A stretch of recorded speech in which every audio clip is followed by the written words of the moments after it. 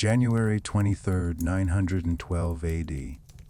Inside a longhouse in northern Iceland, a family of 7 went to sleep as a blizzard buried their home under snow. The central fire was burning low but steady. They had food, wool blankets, and thick turf walls. Everything seemed fine. By morning, 2 children and their grandmother were dead. Not from starvation, not from disease. From hypothermia, they froze to death in their own beds, while the fire was still burning just 5 meters away. The surviving family members woke to find the body's rigid skin, blue-white eyes frozen open. What killed them? A single mistake in their nightly survival ritual. They had gone to bed in damp clothing after working outside, and that moisture conducted heat away from their bodies faster than their blankets could replace it. In Viking Scandinavia, sleep wasn't rest. It was a nightly battle against death that required perfect execution of survival protocols developed over centuries. Here's what nobody tells you about Viking winters. The cold wasn't just uncomfortable. It was actively trying to murder you every single night. Outside, temperatures regularly dropped to minus 30 degrees Celsius. Inside the longhouse, barely above freezing, even with a fire burning continuously. Your breath formed clouds in the air. Water left in cups would freeze solid by morning. The walls accumulated frost on the inside. You could literally watch ice crystals forming on the wooden beams above your head. And yet families survived not occasionally, but routinely generation after generation for hundreds of years. How is this possible? How do you sleep in temperatures that would kill a modern person within hours using nothing but wool, fur, fire, and stone? The answer involves engineering so sophisticated that modern survival experts are still studying it. What I'm about to show you will completely change how you understand medieval survival technology. The Vikings didn't just endure winter nights, they conquered them using a multi-layered system where architecture, materials, science, physics, and even social organization all worked together as one coordinated survival mechanism.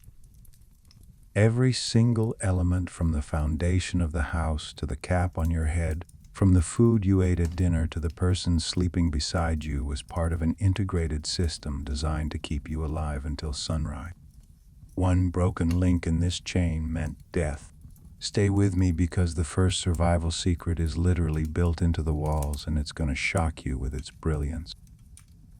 Let me destroy a myth that's been repeated in every documentary you've ever watched. Viking longhouses were not drafty wooden halls where warriors sat around fires wearing cloaks. That's Hollywood fantasy that would have gotten everyone killed within a week. The real longhouse was something radically different. A precisely engineered thermal survival machine, where every architectural feature was designed with one obsessive focus, preventing your body heat from escaping into the frozen darkness outside. These buildings were so sophisticated in their thermal design that modern passive house architects study them for principles they're only now rediscovering. Let me walk you through the genius architecture that made sleep possible when nature was actively trying to freeze you solid. The first stroke of genius was going underground. In regions like Iceland and Greenland, where winter was most brutal, Vikings didn't build houses in the ground, they dug into it, constructing semi-subterranean dwellings that were half buried in the earth. This immediately solved multiple problems simultaneously. Wind couldn't attack the lower walls because they didn't exist above ground level. The surrounding earth acted as thermal mass, insulating against temperature swings. Most critically, Vikings exploited a fundamental principle of physics. At depths below 2 meters, soil temperature remains relatively constant year-round at around 8 to 10 degrees Celsius, regardless of surface conditions. They were essentially living inside a natural refrigerator, except in reverse. The Earth's constant temperature prevented the house from getting colder than 10 degrees even when outside air hit minus 30. Modern people, using the same principle, call it geothermal design and act like they invented it. The walls were where the real engineering magic happened. Forget wooden planks, that's a death sentence in Arctic conditions. Vikings built walls from turf blocks cut from marshy ground, and these walls were massive up to 1.5 meters thick. That's thicker than most modern concrete walls. These turf blocks weren't random chunks of dirt. They were carefully cut from specific soil types with dense root systems that held everything together like natural rebar. Each block contained thousands of air pockets trapped between roots and soil particles, and air is one of the best insulators in existence. Stack these blocks 1.5 meters thick and you create a barrier that cold simply cannot penetrate. In winter, when snow piled on top, it added another insulation layer, essentially turning the longhouse into a warm cave protected by multiple meters of earth and snow. The thermal properties were extraordinary. Inside temperature could be 20 to 30 degrees warmer than outside, maintained with a relatively small fire. Can you imagine building a wall that thick entirely by hand cutting and stacking thousands of turf blocks, each weighing 20 to 30 kilograms? The labor required was staggering. But they knew this wall was the difference between sleeping comfortably and freezing to death. The roof continued the thermal engineering.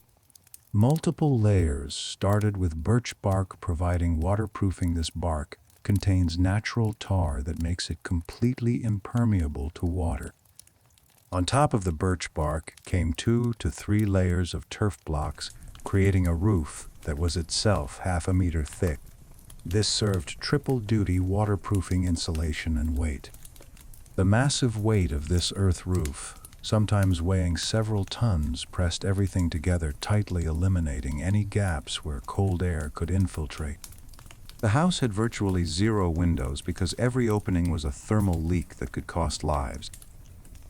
The few openings that existed, a smoke hole in the roof, the entrance door, were kept as small as possible and could be sealed tightly. Light came from the fire and ventilation happened naturally through the smoke hole and strategic gaps. But here's what really demonstrates the Vikings' understanding of thermal physics. They always oriented the longhouse so that its narrow-end walls faced prevailing winter wind. This minimized the surface area directly exposed to wind assault, reducing heat loss. Every architectural decision, from orientation to wall thickness to roof design, was calibrated for one purpose: creating a sealed thermal envelope that trapped heat inside while keeping Arctic cold outside.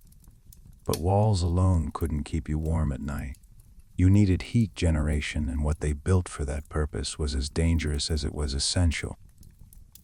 Running down the center of every longhouse was something that seems insane by modern safety standards: a fire trench stretching 10 to 20 meters long, burning continuously with no proper chimney, filling the entire living space with thick smoke that made breathing difficult and coated everything in toxic black soot. This was the langled, the long hearth, and it was simultaneously your salvation and your slow death sentence. Let me explain why Vikings chose to live in what was essentially a continuous smoke chamber, and why the alternative would have killed them faster. The engineering behind this fire system reveals just how desperate survival was in the frozen north. The langled wasn't a fireplace. It was a shallow trench dug directly into the earthen floor, lined with flat stones to contain the flames and provide thermal mass. But here's the genius part: it was deliberately elongated to match the house's shape. A conventional round hearth would create one hot zone while leaving the ends of the building frozen and uninhabitable. The longhouse was narrow but could stretch 40 to 60 meters in length. A single point fire source couldn't heat that geometry effectively. So Vikings distributed the fire itself, creating a continuous heat source that radiated along the entire central axis. Families living in their sections along the walls each received warmth from the nearest segment of this communal fire. It was thermal engineering adapted to architectural reality. The fire burned continuously for months at a time, never fully extinguished, because starting a new fire from scratch using flint and steel in winter conditions could take hours and was unreliable. Someone always maintained watch, especially at night, covering coals with ash to make them smolder slowly until morning. But This continuous fire created a terrible price. The Langold had no proper chimney, just a hole in the roof ridge that was deliberately kept small to prevent heat loss. This meant smoke from burning wood filled the entire interior space, creating a permanent haze that made everything dim and difficult to see beyond a few meters. The air was thick, acrid, burning to eyes and lungs. Modern air quality standards would classify this environment as immediately dangerous to human health. Carbon monoxide levels were elevated. Particulate matter from smoke was extreme. Carcinogenic compounds from wood combustion coated every surface and filled every breath. Archaeological evidence is brutal and irrefutable. When scientists excavate Viking longhouses, they find soot layers 3 to 4 centimeters deep, penetrated into wooden beams.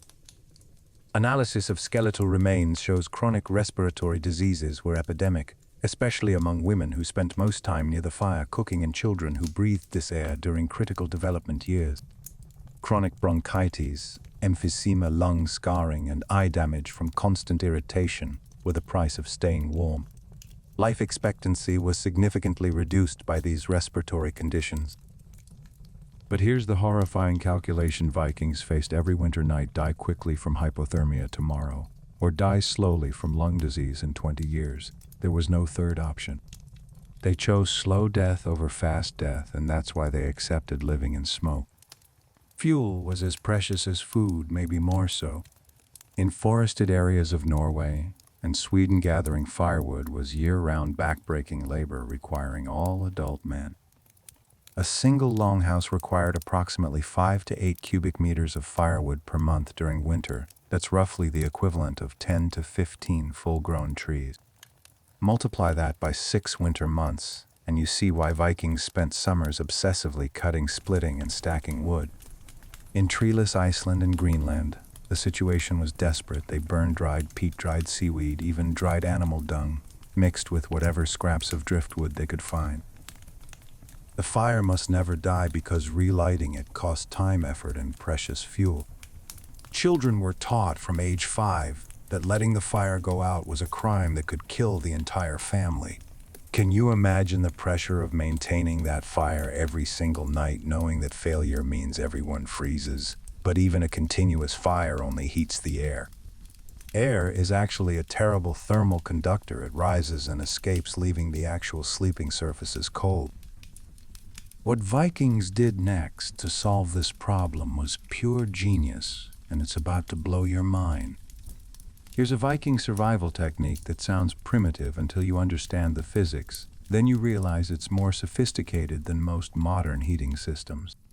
Throughout the day, while people worked and the central fire burned steadily, large flat stones chosen specifically for their ability to retain heat were placed directly in the hottest part of the flame. These weren't random rocks. Vikings learned through trial and error which stone types held heat longest without cracking from thermal stress.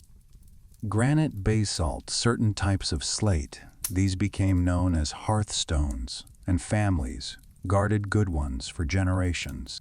By evening, these stones had absorbed tremendous amounts of thermal energy, becoming almost too hot to approach. Then came the critical operation that happened in every longhouse, every single night: the hot stone transfer. Using wooden tongs, wrapped in leather or thick cloth for insulation, designated family members carefully extracted these glowing hot stones from the fire. This was genuinely dangerous work. Drop a stone weighing 10 to 15 kilograms that's heated to 300 degrees Celsius, and you could shatter foot bones or start a fire that burns down the entire house. Children were kept far away during this operation. The stones were carried swiftly to the sleeping platforms and placed in specially prepared niches or depressions carved into the earthen floor directly underneath the wooden sleeping benches.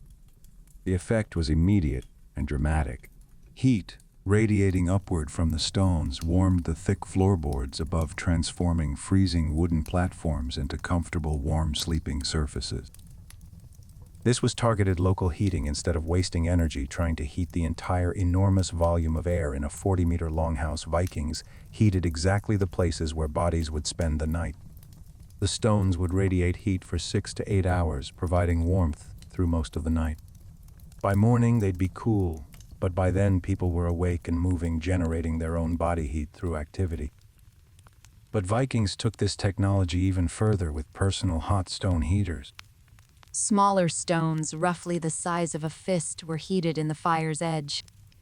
These were then wrapped tightly in multiple layers of thick wool fabric or old leather, creating a portable heat source that wouldn't burn skin. People took these wrapped stones directly into their beds, placing them at their feet, where blood circulation is poorest and cold sets in first, or holding them against their torsos. A properly wrapped hot stone could provide personal heating for 3 to 4 hours, enough time to fall asleep comfortably, even when the ambient temperature inside the house dropped near freezing in the darkest pre-dawn hours. This was medieval thermodynamics, using the principle of thermal mass storage to move heat through time, capturing it during the day when the fire burned strongest and releasing it slowly through the night when it was most needed. Modern passive solar homes use exactly this principle, with concrete floors and thermal mass walls, acting like they discovered something new. Vikings were doing it 1,000 years ago with nothing but stones and fire. How many modern people do you think could sleep comfortably in a room at 5 degrees Celsius using only heated rocks? Yet this was normal life for millions of people across centuries. But stones and fire still weren't enough. The real secret to surviving Arctic nights was wrapped around their bodies, and it came from an animal most people consider ordinary. Everything you think you know about wool is wrong. You picture itchy sweaters and grandma's knitting. Vikings saw something completely different, a miracle material that was literally the difference between life and death, the strategic resource that enabled their entire civilization to survive in conditions that should have been uninhabitable. Without wool, there would have been no Viking age, no raids, no exploration, no sagas. Everyone would have frozen to death centuries earlier. Let me show you why wool wasn't just useful. It was irreplaceable survival technology that they built their entire economy around.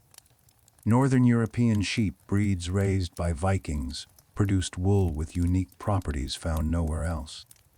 Each fleece contained 2 distinct fiber types, long, coarse outer hairs called tog that were tough and naturally water-resistant, and incredibly soft, warm inner undercoat called L that provided phenomenal insulation. But the real magic was lanolin, a natural grease secreted by sheepskin that coated every single fiber. This lanolin made the wool effectively waterproof, repelling liquid water while allowing water vapor to pass through. Think about what this means for survival. You're living in a house where humidity is extreme from cooking, breathing, and damp winter conditions.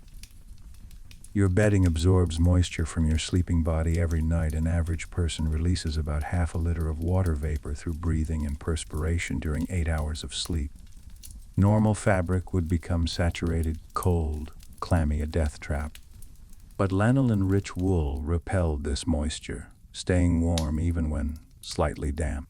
It could absorb up to 30% of its weight in water vapor while still maintaining its insulating properties. This wasn't just convenient, it was the only material that could keep you warm in the humid, smoky environment of a longhouse where everything was constantly damp. The processing of wool was one of the primary winter occupations, consuming thousands of hours of labor.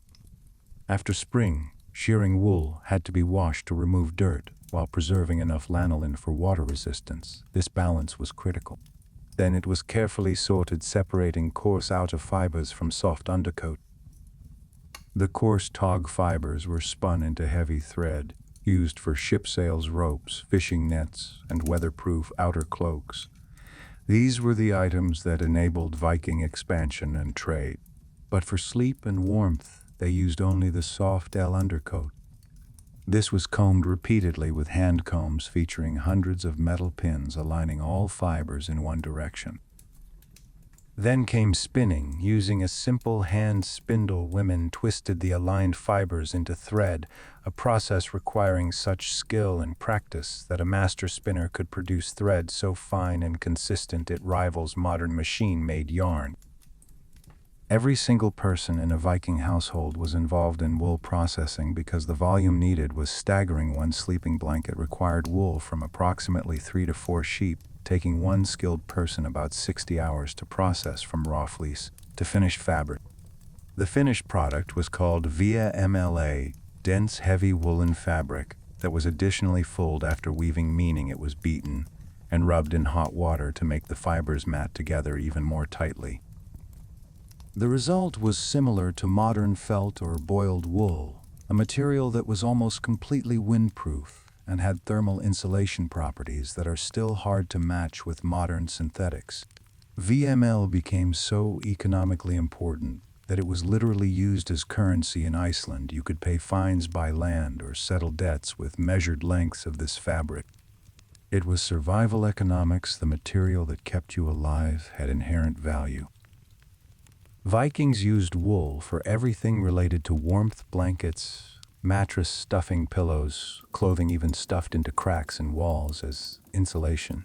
A single family needed approximately 20 to 30 kilograms of processed wool per year, just for maintenance and replacement of bedding and clothing. That's fleece from about 15 sheep, requiring hundreds of hours of labor. Can you imagine spending that much time processing wool by hand every year, knowing that failure to produce enough means your family freezes? But wool alone was just the foundation. How you layered it made the difference between comfort and death, and the Viking bedding system was sophisticated enough to impress modern mountaineers. A Viking sleeping platform wasn't a bed. It was a precision-engineered multi-layer insulation system where each component served a specific thermal function based on principles of physics that wouldn't be formally described until centuries later. Vikings understood through pure empirical observation what scientists now call thermal mass vapor barriers, dead airspace, insulation, and the R-value principle. Let me dissect this layer by layer so you can understand the genius engineering hidden in what looks like a simple pile of furs and fabric. Every single layer was critical. Remove one, and the entire system failed. The foundation was the pall itself, a raised wooden platform 1 meter above the floor. This elevation was absolutely essential because cold air is denser than warm air and sinks to the lowest point. Sleeping on the floor meant lying in the coldest air layer where temperatures could drop near freezing, even with a fire burning. The 1 meter elevation kept sleepers in relatively warmer air, maybe 5 to 10 degrees Celsius warmer than floor level. That difference was life or death. On the bare wooden boards came the first insulation layer, a thick mat of dry plant material. Straw was common in agricultural areas, but Vikings also used dried moss heather stems or fir branches. This layer was typically 20 to 30 centimeters thick when compressed by body weight. The principle here is dead airspace. Thousands of tiny air pockets trapped between plant stems created superb insulation, preventing cold from the wooden boards below from conducting up to the sleeping body. This layer also had another critical function: moisture management.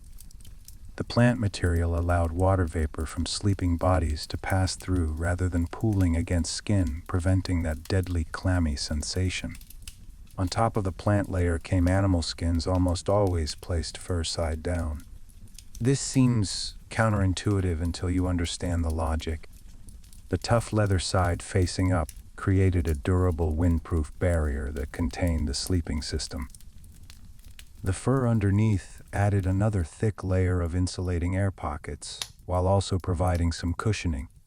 These skins were usually sheepskin or reindeer hide, carefully processed to remain supple. Over the skins came thick felt or multiple layers of coarse VML wool fabric. This was the actual mattress, providing softness and serving as the primary insulation layer, separating the sleeper from everything below. Only on top of this complex foundation were the actual bed sheets laid, either linen for wealthier families or more wool for everyone else.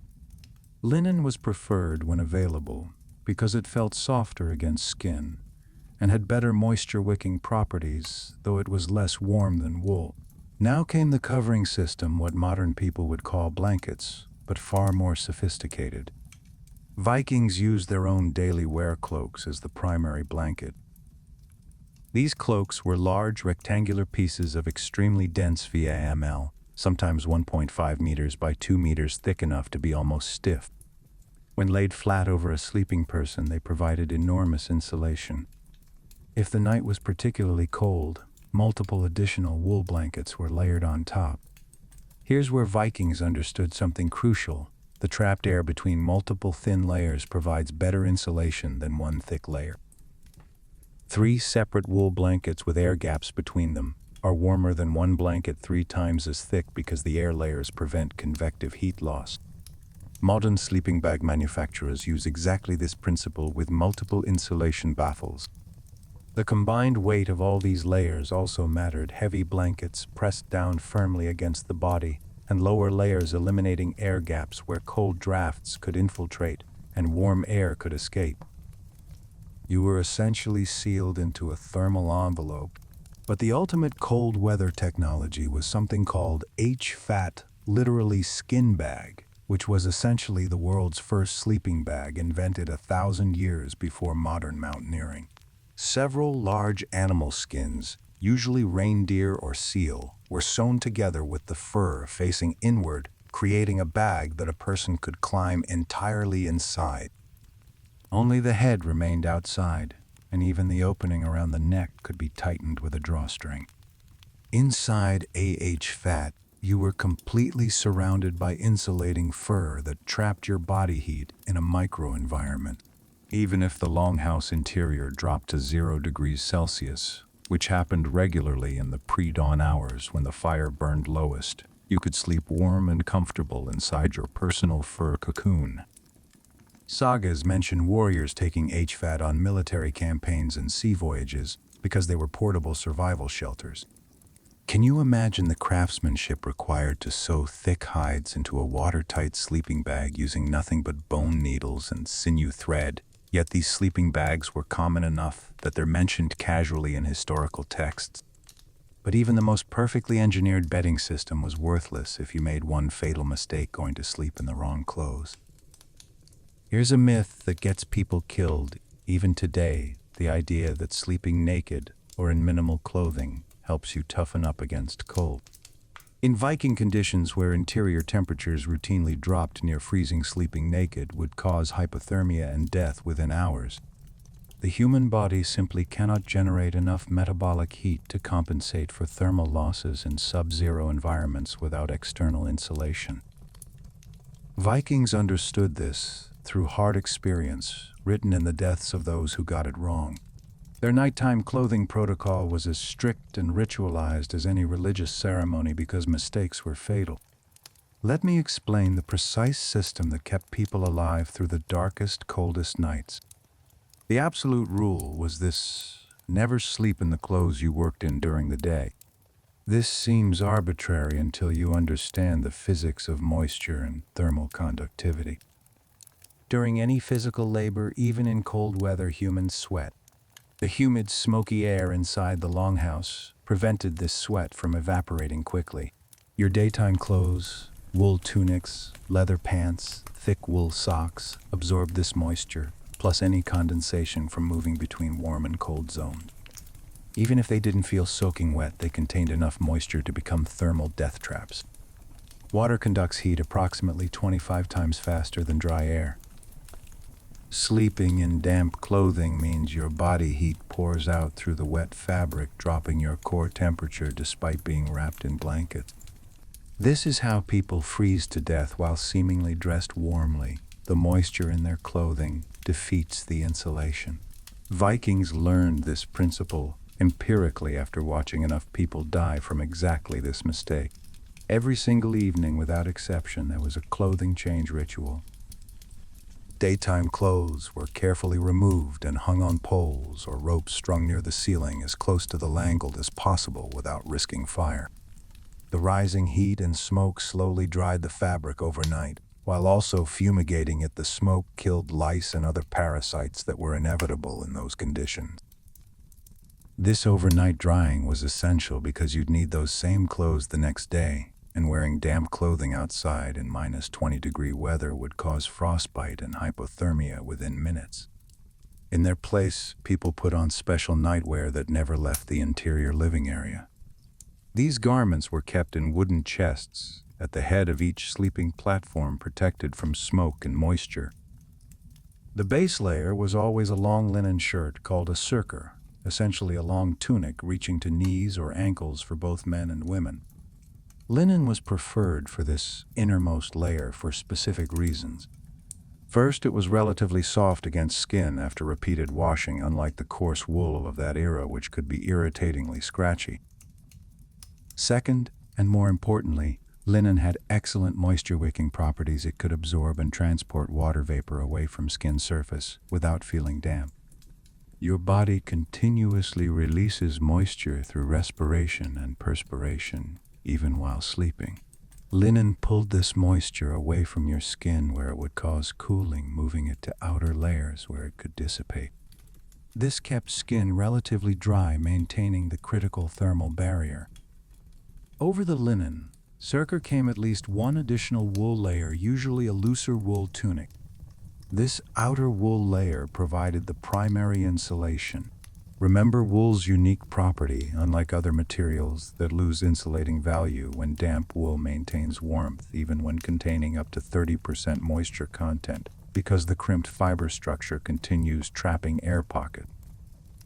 But here's something that surprises most people. Vikings always, without exception, covered their heads while sleeping. Modern research confirms what Vikings knew instinctively: you lose approximately 25 to 30% of body heat through an uncovered head due to the intense blood flow to the brain and the thin skin covering the skull. In a room where you can see your breath, sleeping with an exposed head means your body works overtime trying to maintain brain temperature, burning calories, and making the rest of your body colder. A simple wool cap fitting snugly over the head and covering the ears prevented this massive heat loss. Sometimes, instead of a separate cap, people used a hood that was part of the upper tunic, pulling it over their head when lying down. This also protected the vulnerable neck area where major blood vessels run close to the skin surface. Covering your head wasn't a fashion choice or cultural tradition, it was basic thermal physics. How many modern people understand that a wool hat is as important as a blanket when sleeping in cold conditions? Vikings figured this out through centuries of trial and error, measured in lives lost. But even perfect clothing and bedding couldn't fully solve the cold problem. For that final crucial element, Vikings turned to the most reliable heat source available: each other. The final secret of Viking winter survival wasn't technology or materials. It was biology and social structure working together. The most effective heater available to humans is another human being. An average adult generates approximately 100 watts of heat continuously just from metabolic processes, equivalent to a bright, incandescent light bulb. In Viking culture, where extended families lived communally under one roof, this biological fact became a survival strategy. Communal sleeping wasn't about overcrowding or poverty. It was sophisticated thermal engineering using the human body as the primary heat source. Let me show you how social organization became a survival tool more important than any material technology. The sleeping platforms, those raised benches running along both walls of the longhouse, weren't designed for individuals or even couples. They were 2 to 3 meters wide and stretched for 10 to 15 meters along each wall. Entire extended families slept on these communal platforms side by side with minimal personal space. 3 generations might sleep together: grandparents, their adult children with spouses, and all the grandchildren, potentially 15 to 20 people on a single platform. The thermal mathematics are straightforward. One body generating 100 watts of heat has a surface area of about 1.7 square meters, losing heat to cold air. That person struggles to stay warm because their heat generation barely compensates for surface area losses. But two bodies pressed together side by side share one surface area where they contact effectively, having the exposed area while doubling the heat generation in that immediate space. The microenvironment between pressed bodies can be 10 to 15 degrees warmer than the surrounding air. Scale this up to 8 or 10 people sleeping pressed together under a shared blanket system, and you create a thermal mass that's nearly impossible for cold to penetrate. The most vulnerable members, infants, young children, the elderly, the sick, were always placed in the center of the sleeping group, surrounded on both sides by healthy adults, generating maximum body heat. This wasn't kindness, it was survival strategy. Infants and elderly have reduced ability to regulate their own temperature and would die quickly if exposed to cold. By positioning them in the thermal center, the group kept them alive.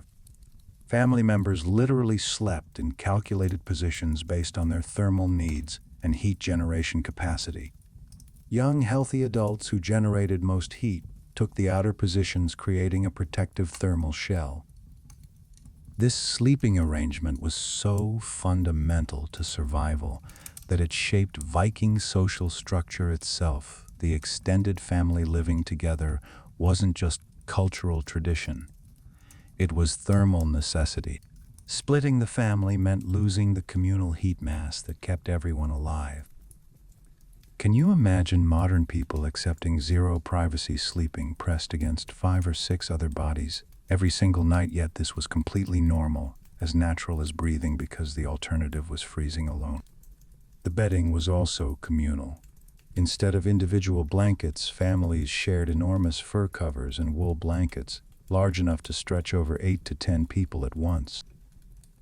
Under this massive shared dome, heat from all bodies was trapped together, creating a stable, warm microclimate, regardless of how cold the house became. This efficiency was remarkable. 10 people under one huge blanket used perhaps 60% of the covering material that would be needed to cover those 10 people individually, and the thermal performance was far superior because shared body heat reinforced itself. This communal sleeping strategy also had psychological benefits that were crucial for surviving the long polar winter. The physical contact, the sounds of other people breathing, the security of not being alone in the darkness, all of this combated the depression and despair that came from months of darkness and confinement. Survival was as much mental as physical, and sleeping alone would have broken people psychologically, even if they managed to stay physically warm. But even shared body heat required fuel. The human metabolic furnace needs combustion material just like a wood fire. What Vikings ate before bed was carefully calculated to maximize internal heat generation through the night. The evening meal was deliberately high in calories, particularly fats and proteins. Fatty fish, salted pork, thick barley porridge with butter stirred in. These weren't comfort foods, they were metabolic fuel designed to burn slowly through the night. Fat contains 9 calories per gram compared to 4 calories per gram for carbohydrates or protein, over twice the energy density.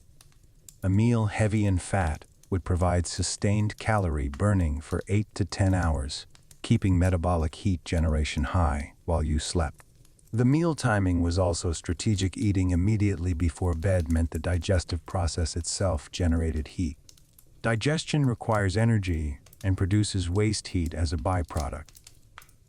This thermic effect of food would peak 1 to 2 hours after eating, providing maximum warmth during the critical period when you first lie down in the cold bed.